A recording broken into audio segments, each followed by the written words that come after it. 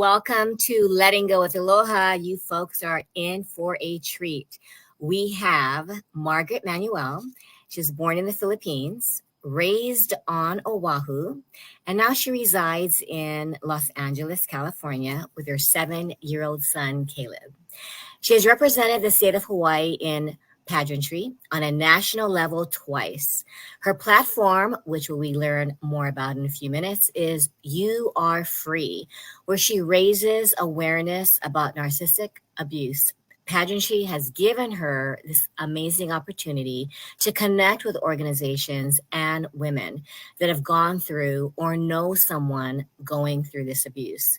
She believes in using your voice for the good and speaking for those who are voiceless. Her love and passion for art stems from her creative background. Among these are fashion design and makeup artistry. Her creativity now is shown more in her work as a commercial model and actor, and a pageant director of the United States of America's Miss California. And some fun facts about Margaret. She loves the beach. In fact, when she was here, she and I went to Ko'olina, enjoyed it, soaking up the sunshine, especially with Caleb. And of course, chocolate chip cookies. So let's welcome Margaret. Hi, Karen. Hi, thank you so much. I know you're super busy. I'm so excited to have this opportunity because I know you've learned so much, right, in your pageantry career path. So I wanted to first start off with the lessons you've learned as a mom and a beauty queen, because I'm sure it has impacted, right? It sure has. And first of all, thank you so much for having me. I'm so happy to be here. And being a mom, I learned so much. I think the one thing that really sticks out, kind of like hand in hand, being a mom and in pageantry, is that your kids learn by example. So really, like, I learned to really go for what I want to do. And there's always that like feeling where like, you kind of want to second guess yourself or you're kind of scared to do things. But I remember, as soon as I got back from competing my very first national pageant, my son was just performing at his summer camp, and he was just performing, singing, and the camp director just showed that to me. But I think it's ultimately from watching me on stage, but he is really my biggest cheerleader. So I really learned to really go for it, go after your dreams, go after what you believe in, because your kids are really watching you, and they How do really you think? Sorry. Well, how do you think you showed him to have the confidence? Because some kids, right, they lack it. What do you think he saw in you that kind of rubbed off on him? How do we teach kids to gain confidence? I think just like learning, like knowing that like what you're advocating for is, making a big impact, making a huge impact into like with the community, with all the women. So for me, as a narcissistic abuse survivor, and with my platform, I really honed into that. Whether even when I meet people, like meet people for the very first time, and I think he really saw that passion, my passion to really connect with people, and he saw that. So with that said, like he was able to, like connect with, first of all, I think like within himself, to like really see like, oh, mom, I saw mom on stage, maybe I can do it too. And he did, as simple as that, like with him like cheering me on in the audience. And then a week later, coming back to California, and there he is, like he's just like singing his heart out, and I was just so impressed by that. But just like by watching you like do this, do like, it may be like little things to you, but when they watch you do it, it's so big for them, because after all, they're your biggest cheerleaders, and they really like, emulate like everything that you're doing. So, like let's try to be like the best example that we can be. But not only that, even though we're doing something that we're, kind of second guessing or we're afraid, like just go for it, because that's how they draw their self-confidence, by, seeing us as parents go for it. So we're like the first people that, they would copy, and they would, they would like emulate first, and then like, oh, mom can do it or dad can do it, then I can do it too. So That's how I saw it. Such an inspiration. Can you share how you got into pageantry? Yes, absolutely. So, oh gosh, like it feels like it's so long ago, but I mean, I can still really remember it so vividly, as I was just like scrolling and scrolling. Well, first and foremost, I've always been, like into like this industry, even back in the day, even before, like when I was still living in Oahu. I was always doing like a lot of like behind the scenes backstage because being in the fashion industry. And I've met like some of the, like really amazing like models, even like some of the Miss Hawaii's back then. And they were just so, so kind. And I remember being this, as someone that's more of a petite, shorter person, I was like, oh my gosh, like so and so is coming here. I get to style her. And I'm just like so like blown away by, but not only that, I also blown away by their personality because they were so, so kind to me. And that, kind of, I just want to touch base on that. That goes a long way, like for someone that is, like as a someone that's a young adult or like in their youth, like even like an adult can make such a huge impact on them, like even just being kind, like like smiling or encouraging someone. So me as a 37-year-old, I mean, I'll just be completely honest, me as a 37-year-old woman, I still remember that to this day. I was about like 19 at the time, 19, 18, definitely before I moved to California. And I still really remember that. So fast forward to, when maybe a few years ago, I saw the opportunity to represent the state of Hawaii, but mostly like what I was thinking was, I wanted to have a platform to spread awareness about narcissistic abuse. And to me, that was my ultimate way of wanting to showcase and like connect with women, like being in the fashion industry and modeling and posing and things like that, all the camera work, to me, like that is really enjoyable to me. And I thought to myself, hey, why not, kind of use that talent that I do have in order to also advocate and connect to other women, on like another level. And given that that would be pageantry. So that's what came about. And yeah, so like, if you were to ask me, like ultimately I really wanted to join pageantry in order to use my voice for the good and spread awareness about narcissistic abuse. And I've met so many women, even behind the stage, talk about like their experiences or knowing someone that have experienced or have gone through it. And it's such a, like I remember even like talking to women in the very beginning, like I thought to myself, like, wow, like I am not alone. Like even me, myself, like the one advocating for it, I even thought to myself, like, wow, like I'm not alone. Like the moment that you really use your voice for the good, you feel that sense of community and you feel that sense of support from other people. Because if you don't, if you don't, like tell your story in such a way where, your motive is to really to advocate and like to speak for others that don't have a voice, like you're really, you don't want to like just like stay quiet like that. That's what I'm trying to say. You just don't want to stay quiet and like be afraid like for a long, and I was in that place for a very long time. So the moment that I found my voice, and it was ultimately through pageantry, that's why I love pageantry so much, because it's really given me that confidence.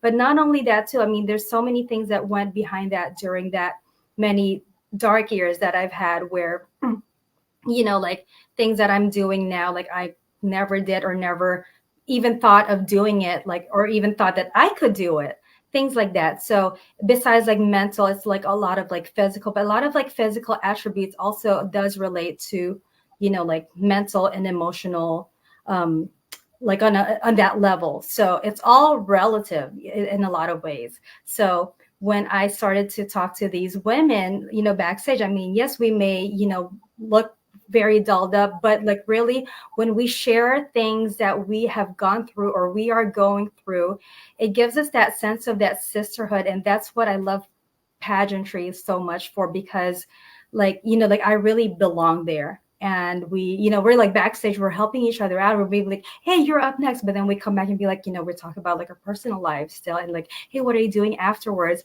So even after nationals, you still have these friends from all over the US, and in fact, even all over the world, if you will. And we still offer that support. Like we're literally like FaceTime call away from each other, like whenever we're going through things, or if they know someone that's going through things, and having that, like that would be like our common denominator. That's the right word, right?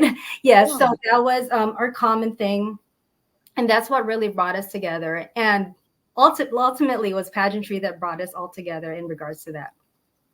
Wow, what a true sisterhood. Well, let's take a brief break, and when we come back, we'll learn more about Margaret's platform, You Are Free, and what that's all about. Stay tuned.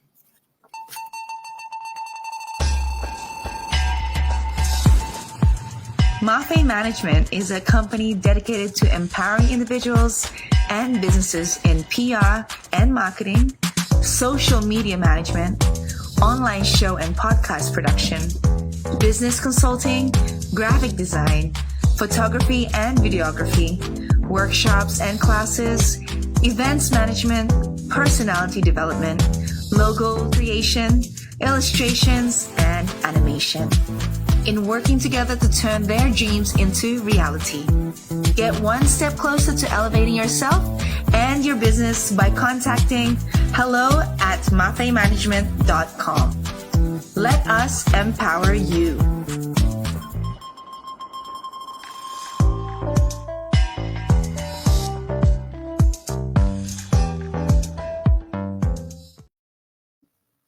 Speaking of empowering, I think that You Are Free, what your platform, describe like how you chose this particular platform, and how do you think that using your voice, I love what you said, right? And speaking for those who are voiceless, why is that important, and how is it such a positive, impact on your platform? So I think first and foremost, using your voice is really like a pivotal tool. It's such a crucial tool to have, because there was a point in my life where I was I thought I was completely voiceless. So with my platform, You Are Free, it's not just, to me, it wasn't just like, yes, being free from the abuse that I've endured. It's also being free from the lies that were said to me, and to, yes, to me. Like you want to break free, because sometimes once, you leave that, like there is still something called, that's the post-separation abuse or coercive control, where it's not going to just like go away just like that. So you want to be able to really know and really learn that, hey, you are free. You're free, meaning that like everything and anything, like physically you're free, your thoughts and whatever that was said to you, all the lies that were said to you. So you're completely free, and really do hone in on that, like really break free from that. And it does take time. But it's really important to know that. And once you know that, it's really also important to use your voice to share your heart, share your story. And you don't have to necessarily be like, hey, this is what happened to me, yada yada yada yada. It's it can even start off as like, hey, how are you doing today? How was your day? How was your week, last week? How was your weekend? Things like that. And people that are going through this type of abuse, like it goes a long way. It goes along, and they may even open up to you, especially that, you come to them like so genuine and so honest and so kind. And with that said, like that freedom to really be able to help someone and really be able to use your voice, it's such a gift to me that I can't even imagine myself, like even like, for instance, like with my son, I can't even imagine myself, him like not being able to use his voice just for anything. Like I always tell him, like if there's something that you need to say or to advocate for, like make sure that you do speak out. And also when you're wrong, you have to step back and apologize. So that's like the two of the important things that I try my best to impart to my son. And but definitely not always just like use your voices, because not using your voice is just however you want to talk. Like you always want to be able to always take a step back, also to listen. But Mm-hmm. definitely your voice is such a great tool to like speak for the voiceless, because there's so many women that are going through it and are still going through it, unfortunately. And it's just a matter of like reaching out, and also like just like I said, like a simple saying hello, saying like how are you doing today, how was your weekend, because a lot of them don't even really want to open up. So how did you have that courage to open up, Margaret? Because it's scary, being in that position and you feel voiceless. Absolutely. I'm glad that you pointed that out. It is really not an easy situation. So to me, what really gave me that courage to do so is really just knowing the truth. Ultimately, it just comes down to the truth for me. So long as like the truth is what the truth is, it's really easy to like kind of, even like for me, it's so vivid to me like what had happened before, even though sometimes I feel like, oh, it's so long ago, but like it also still feels like it's like it just happened yesterday. Because when I do get asked questions like, did you feel this way when like this happened to you, or like what did you do during those times, but I think like ultimately to like the women that I connect with, like they help me also speak for them. Like when they're asking me questions, or when they're even like, hey, I went through this too, I'm so glad that you're sharing your experience. So with that like simple comment, even like on social media platform, we dive into like her experiences and mine as well. And then we kind of, with that, like that's a beginning stages of like just like offering support to one another. And I would say like I'm just very humbled to have been even introduced to other women, that even like the ones that like come across like my page, or just like meeting me, or things like that, like, hey, like the way you're talking, I know someone that's going through this, so is it okay if I connect you with her? And to me, like I can't even begin how to explain this, because I become really good friends with them, that like whenever they say, hey, do you think you're able to meet for coffee? Like I know you're quite busy, but I'm like, yes, absolutely, I would love to meet for coffee. Like, I mean, me already, I just love Yes. being in person. If I can be in person with you, and it doesn't even matter where we're sitting, like we could be like under whatever, like as long as we're talking, because I feel like your words, communication, and also being surrounded by someone who is able to truly understand and also listen to you, not necessarily Mhm. you have to like always like say something or talk. Like as long as you're listening, it goes such a long way. And I will say I've been so humbled to have met people. And I like when I say like people that have reached out to me, there's actually a good chunk that have not gone through it, but connected me with other people that are going through it, or even asking me questions. Or I would get a call like, hey, I think my friend is going through something like this, do you think I can give you a call? Things like that. And there's so many things that it's not just like a black and white thing. Like Mhm. go through courts, people go through, coercive control, even financial abuse. There's so many different things. And when you're in that situation, it's like, you don't know, you're like such a loss for words, that you want to be able to have people that can almost kind of speak for you.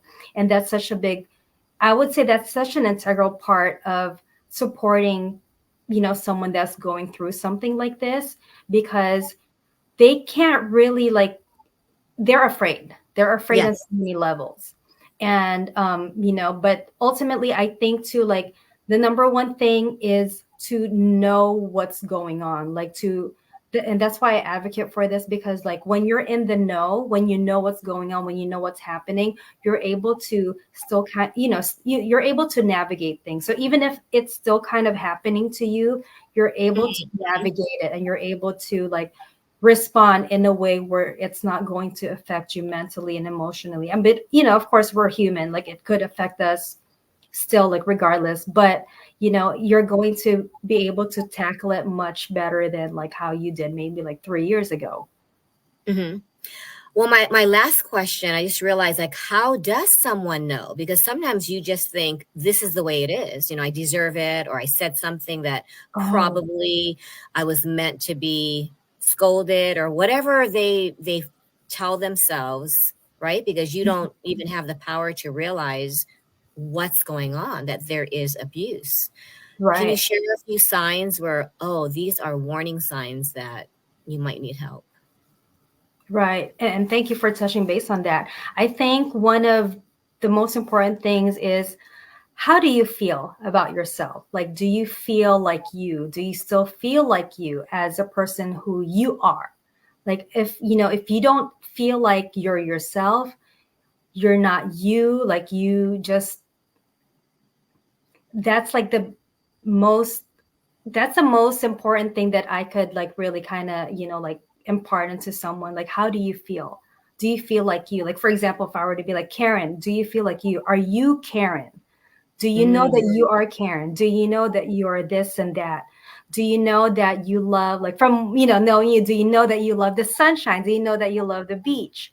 Do you know that you love fur babies? Like things like that. But if you're answering like, I don't know, I don't know. I'm not sure. If you're so unsure about yourself, I think that would be like, for me, that's like one of the biggest indication that you're in some kind of abusive relationship, because you have to know you. And kind of going back to like pageantry, so it really does work hand in hand. So when we go through interviews, and like, to tell you the truth, like, my first national competition, like the interview, as much as I chit chat, I'm such a chatterbox. There was this one instance where I had kind of like a challenging time with the interview, not because not because of, like, I mean, there's so much I want to say, but we were doing a mock interview, and like, with the interviews, there's time, of course, they can't be there like talking for hours, like how like we like we normally would be able to do. But like, you're there for like 3 minutes, but like when they were doing like a time call, which is, like how it is supposed to be, I would freeze. It was because I was having PTSD. So my coach then said, "Hey, how come you're not yourself? You're not like how your normal bubbly you." And that's even like just talking about yourself, like yourself. Like if you're, and I worked through that, and then I remember right then and there, that's when I even, like realized that, wow, I was still having some kind of PTSD from what I had experienced before, because during that time, like I could not speak about, or like even like, like speak my mind, speak my emotions, because I would be told like, oh, you have like 3 minutes to talk to me. Like if you're being timed to talk about you, like to be you, then you can't really be you. If you're being controlled, like how to do these things, then you can't. So like with that, like pageantry really ultimately helped me like navigate that. And it took some time, and I'm so glad for my coach for working with me. But so that's like another thing that is really important, is like, being able to express yourself, whether you have a minute, whether you have 2 minutes, 3 minutes. And that's very common in pageantry. But like me, because I have endured that kind of abuse, to me, like I froze, even though I have a lot to say, but I just froze because of the countdown, because I had experienced that before.